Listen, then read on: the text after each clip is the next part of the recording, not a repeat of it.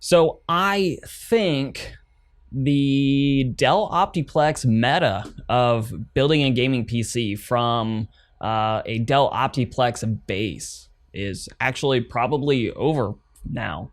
And I'm not talking about super budget things like emulation or anything like that. I'm talking about the concept of using a Dell Optiplex as your base for AAA gaming in the modern day with up-to-date titles.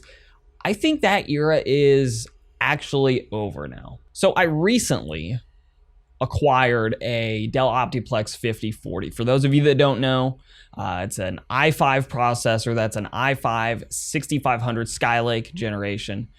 And it came with a 500 gigabyte hard drive. It came with 4 gigabytes of DDR3L RAM, which I didn't even realize that was a thing, but DDR3L RAM on these Optiplex is not like DDR4, which is what I expected it to be. And it won't accept DDR3 either, just DDR3L. It comes with like a 240 watt power supply, which is its own unique form factor. It comes with some proprietary connectors on the inside, which are able to be sort of gotten around with some adapters and things. And yeah, it's a base system though. It's a complete package. It actually works. And this entire system, I'll go ahead and show you the comparison that I have going here. On the left side, the Optiplex, $47.13, shipped to my door.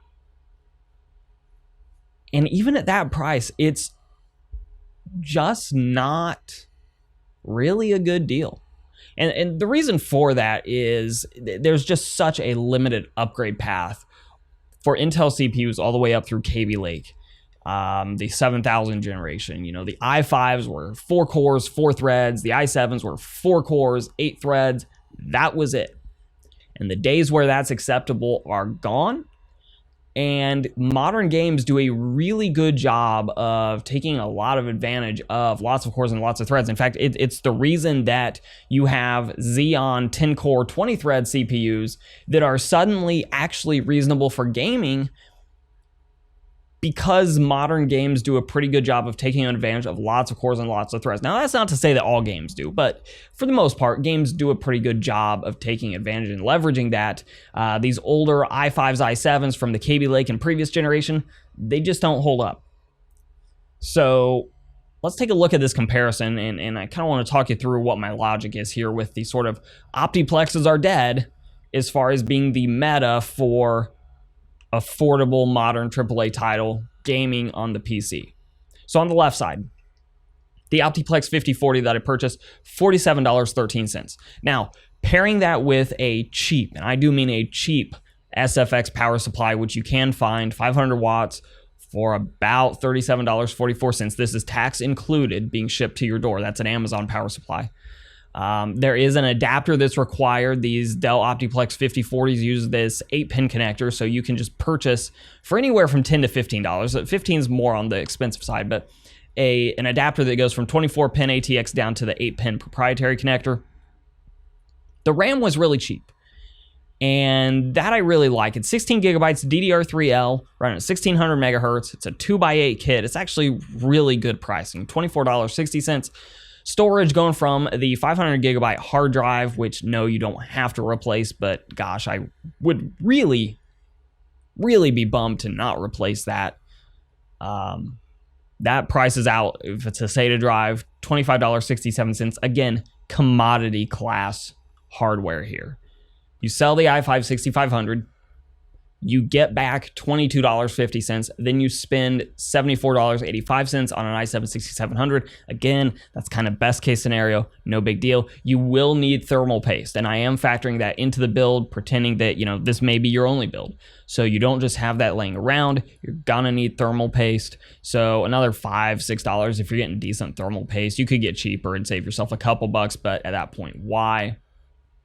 And finally, the GPU, which I'm keeping consistent across both builds, $128.40. That's a cheaper GTX 1660 Super with a single fan design. So a grand total of $336.32. Now, that's not insignificant, being cheaper than the DIY system. Now, the DIY system, though, is Definitely not the cheapest available path, but it's a pretty cool path. Some of you that watch Craft Computing, he did a video on this CPU motherboard combination. Basically, though, you're getting the performance of an i9 9900K in a mobile chip version just put onto a desktop motherboard. It's a really cool video. I highly recommend checking out his channel in general. But it's a pretty good value. You're getting the motherboard and CPU, getting solid gaming performance, like really good gaming performance. The price looks like it's gone up slightly since he posted his video. It's $181.86 as of the time of recording. 16 gigabytes of DDR4 memory, pretty cheapo RAM, but 3200 I believe was the kit I priced out. 500 gigabyte power, or 500 watt power supply rather. And you'll notice with the power supply, it's a slightly more expensive model. That's because it's frankly a more reliable model. And it's a full ATX power supply, not an SFX one, though. Again, you could save just a little bit of money there if you really want to. Storage is going to be the same.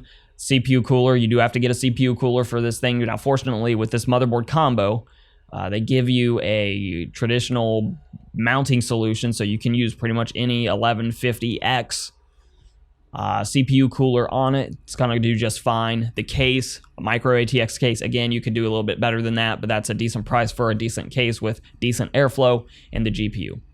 So the difference in price, after it's all said and done, the difference in price is about $150. But the reason the Optiplex is kind of in no man's land, there's a lot of extra legwork that goes with actually pricing out and getting the best deals available. The Optiplex is closer to the absolute best case scenario. To be clear, the Dell PC I purchased for under $50 shipped to my door, fully functional. That's not a deal you're getting every day. Double that and you'll get that deal a lot of days. But the Skylake Optiplexes don't typically go that cheap. So that represents probably an unrealistically good value, especially from eBay. Now, locally, you might get a good deal like that, but probably not like you would on eBay. And more importantly, after that i7 6700, there's virtually no upgrade path. And I know you go with a 6700K, but that's going to waste some more money, especially on a motherboard that you can't overclock. The motherboard has no forward migration possibilities. The case is a dead-end case. The case, by the way, absolutely terrible airflow. You have to run the system completely open if you really want to keep temperatures in check, which you can do. To be fair, you can do if you really want to.